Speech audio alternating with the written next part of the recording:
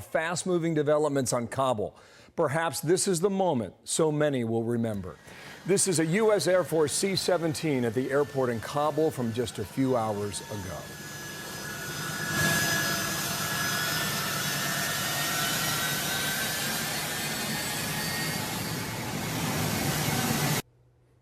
Afghans by the thousands, desperate to escape life under the Taliban.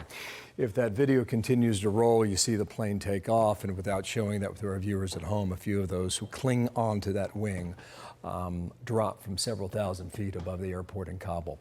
I'm Bill Hemmer. Good morning. It's a Monday. Dana, good morning to you. Good morning. A moment of history together. Indeed it is. I'm Dana Perino. This is America's Newsroom. And for the Afghans that were clinging to the plane, I think of two things. One, that the pilot knew what was happening and he had to get out anyway. And the second thing is that they were willing to face a certain death because the alternative to them staying was worse than trying to leave. So many times the images that you remember for years to come may very well be this one that we're showing you right now. And I think if you watch the video overnight in the darkness of the airport and here on the tarmac yet again, when people run like this, it shows the inner fear they have.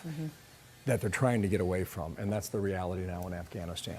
So here we go, next 2 hours, we'll see what we get with more development. And that's the image today, yes. But in the images today, in days to come, could be even worse.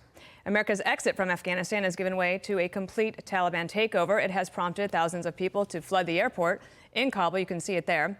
And they are trying to force their way onto any departing flight. So meanwhile, the Taliban has set up shop, literally an office inside the presidential palace. That happened on Sunday.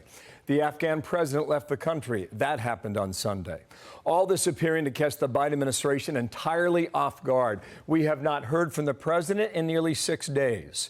He has no public events scheduled for today.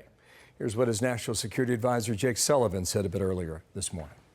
The president did not think it was inevitable that the Taliban were going to take control of Afghanistan. He thought the Afghan National Security Forces could step up and fight because we spent 20 years, tens of billions of dollars training them, giving them the best equipment, giving them support of U.S. forces for 20 years. And when push came to shove, they decided not to step up and fight for their country.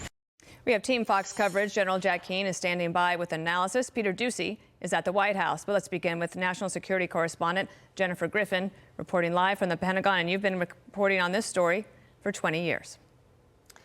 Dana, there are reports of shots being fired at the Kabul International Airport, tear gas and warning shots to keep people off the runway. It's a real humanitarian crisis right now. And we've confirmed that the U.S. military has suspended all evacuation flights out of Kabul until it can reestablish control of the tarmac, which has been flooded by Afghans trying to flee the country. Fox News obtained this image of the U.S. Embassy flag being flown out of Afghanistan.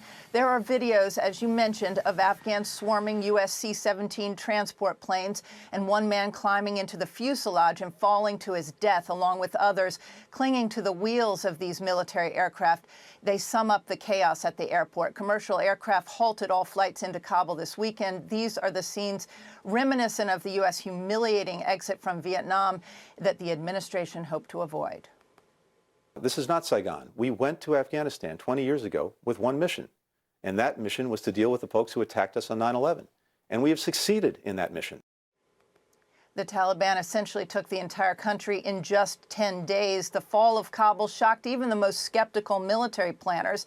In a rather stunning about-face, President Biden, who has remained holed up at Camp David, avoiding any public questioning from the media, approved plans to send 1,000 more paratroopers from the 82nd Airborne to Kabul to evacuate Americans and those who worked with the U.S. government desperate to escape the country. 6,000 U.S. troops will now be on the ground, twice the number of troops that were in Afghanistan when Biden ordered them out in April. Last week, the military said Kabul could fall in 90 days or as little as 30. It fell in just 6. My colleague Jackie Heinrich broke the news late last night that the Biden administration plans to evacuate 30,000 Afghans, bringing them to Fort Bliss in Texas and Fort McCoy in Minnesota. She obtained the documents with the planning orders. Sunday, the head of U.S. forces in the Middle East, General Frank McKenzie, met with Taliban leaders in Doha, Qatar, to make it clear that any attacks on Americans would result in a swift and deadly U.S. response. We are now learning President Biden plans to address the nation soon